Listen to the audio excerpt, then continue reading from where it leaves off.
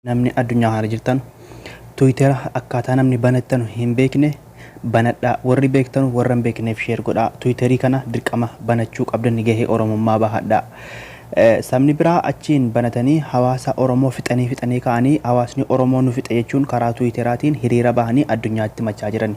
Nuti immoo otoo hin banatin callisne dhiifne kunoo akkanatti numatu ajjeefamaa nurratti hiriira bahaa jiranii. Kanaafuu akkaataa isin hiriira itti baatanuu fi akkaataa isin Twitter banattan isin agarsiisa.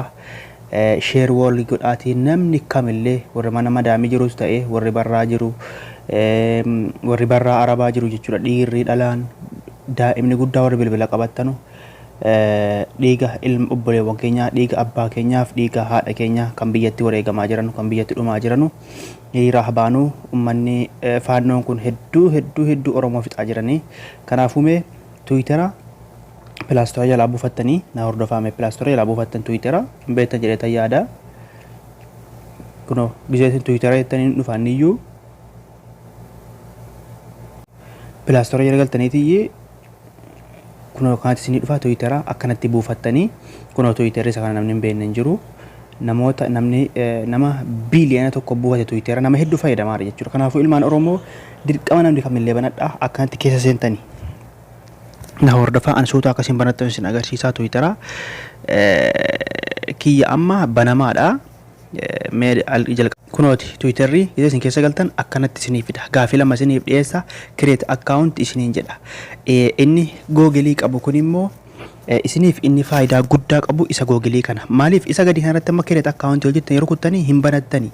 Fakkeenyaaf asirratti Ingiliffa filattanii jennu skip jechuu isin dandeessanii asirratti akkaawuntii maqaa isin gaafata lakkoobsa iimeelii isin gaafata garuu isin immoo gabaabinuma isaa dhiiftaniitiyyee kunoo bakka Google kanatti rukuttanii bakka Google kanatti immoo gizee rukuttan isin agarsiisa. Amma Google kana rukutaa ammaan bakka Google kana rukuteera amma eessan akka nageessu ilaala. Kunoo iimeelii an qabu hundatti na fide. Iimeelii isan fedhu sanatti rukuta ammaan iimeelii isa ittiin banachuu jedhe sanattiin akka nagar rukuta. Sinqii tokko hin qabu bara Twittera banachuun. Amma iimeelii sanatti rukuteera next godhaan kunoo. Banamee jira jechuudha. Anaaf banamee jira. Maaliif iimeelii isa duraatiin an banadhe jechuudha an amma. Ifa isiniif ta'e iimeelii san duraan banadhee jiru jechuudha. Xaayyib isiniif moo duudebee isin agarsiisa warri iimeelii hin qabne. Xaayyib amma gaa isuma Google kanarratti rukuttanii iimeelii duraan qabaachuu qabdan hin beektanii miti yoo iimeelii hin qabne banattanii xaayyib amma tokkumatti rukuta kana keessaa iimeelii kan biraati jechuudha. Amma kana biraa isa silaatiin alaatolinaa baname waan ta'e jennaan samma kana immoo iimeelii kan biraatti rukutee piroosesii inni nagaawatu hunda isin agarsiisaafanii obboleewwan kiyyaa akkasitti gizee fidee Arabii moo Ingiliffa feeta jedha. Isin immoo skip gootanii jalee kan rukuttan kunoo skip siyeetu kan jalee kan rukuttanii eshi asirratti gizee dhuftanii asirratti kunoo bootaa kana keessa rukuttanii bara isin gaafata akkasuma bara 1990 irratti guuttan isin akkan harkiftanii fakkeenyaaf isin harkiftanii akkan harkiftanii isinii banamuu danda'a garuu akkasuma gizee dhufe next gootan bara 1998 jedhanii next gootan bara maaf mushkila sana booda next siyeet jalee kana gootanii amma iimeelii biraatiin an banaaraan mee hubadhaa gaala warri haaraa banattu kan banattani kunoo Oromiyaa jedhee jira. Anatu banataara kanaan jechuudha. Oromiyaa jedhee jira. Kanaafuu skipping godha yookiin next godha. Maaliif yoo kanaan banachuu barbaade fakkeenyaaf namni skipping godha isin immoo next godha dabarfattanii ittiin banachuu jettan sana obsaan eeggadha alloon godha. Twitterri amma gama silaaltanu qajeelaan banama jechuudha. Nama follow godhadhu naan jedhee next godha nama follow godhachuu waan hin feeneefan asirrattis kana feetan keessaa rukutan isinii maaf mushkila kana keessa booda sirreeffattanii waan akkana kana hiriira akkasiin baatan oofanii ammaan baay'ee amma banamee jira jechuun next gootan ammoo isin gama jalee kan rukuttanii gizeen waa isin gaafate next gootanii kunoo Dr. Abiyyoo follow godhachuu jettanii warroota gurguddaa follow godhachuu jettanii hin gootanii yoommoo hin feene kunoo akkan rukuttanii irraa deebitanii warroota gurguddaan follow godhachuu jettanii gootanii yoo kunoo warra Itoophiyaa warra biyyoota warroota hoggantoota jechuudha. Next gootanii guyyoo waaree ufaa jira kunoo next gootanii amma Twitterri banamee jira jechuudha. Twitterri cinqii wayii isin godhan natti fakkaata garuu cinqii miti Twitterri.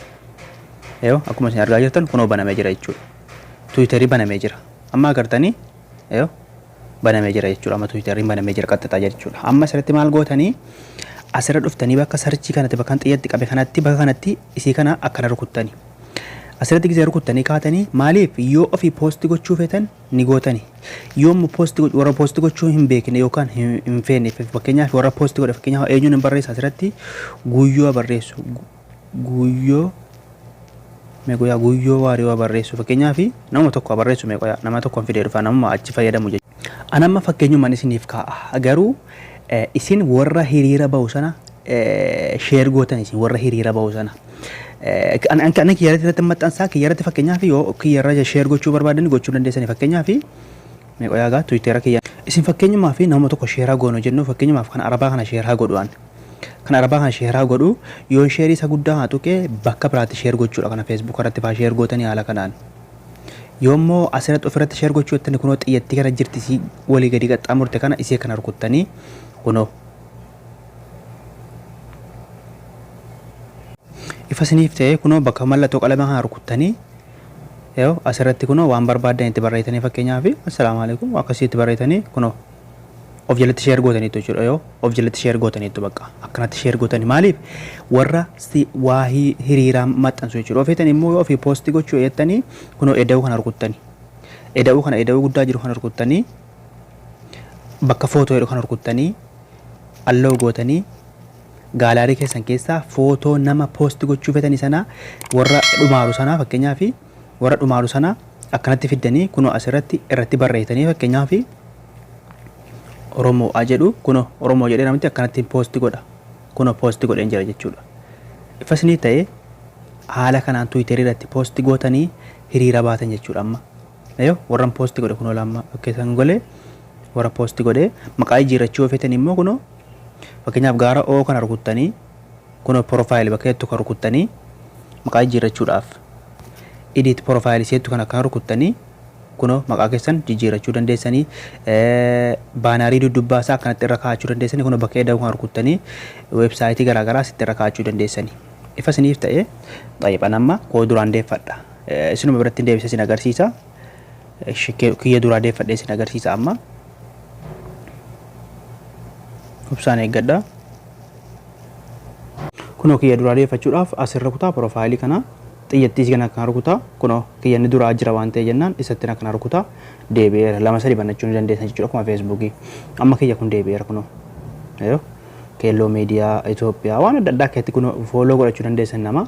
Amma kiyya kunoo akkanatti isan banadhee jiru kuni reefin banadhee asirratti illee sabe fooloo gochuu hin dagatinaa isiniin jedha. Fakkeenyaaf profaayilii kana yoo rukute baanaarii dubbaa kaa'adheen jira wanni poostii godhe kunoo wanni poostii godhe kunoo. Kunis warri poostii godhe akkanatti hiriira kana bahudha jechuudha. Akkanatti addunyaan ni agarti kana haashtaagii akkanatti fayyadamanii addunyaan ni agarti jechuudha obboleewwan kiyya. Barumsi keenya har'aa kana fakkaata Tiwiiterii namni fayyadamne fayyadamaa isiniin jedha galatooma.